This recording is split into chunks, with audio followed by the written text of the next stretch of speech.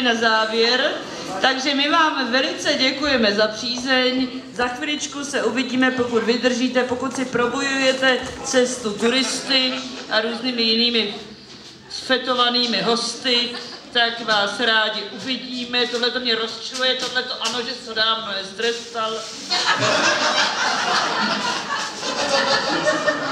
Připraveni? Dej nám tam na refrén, Lubo, prosím. Ale falešná kočička vyzná se v hubičkách, co připomenou tu rosu.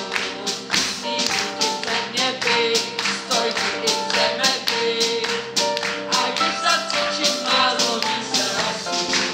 Falešná kočičky je jako jehličky, co v patičkách se tlačí cestou klesla. Život má je pití, večer s ním to pití, več moje srdéčko úlenou klesá. Že tebe, děvčátko, stále má.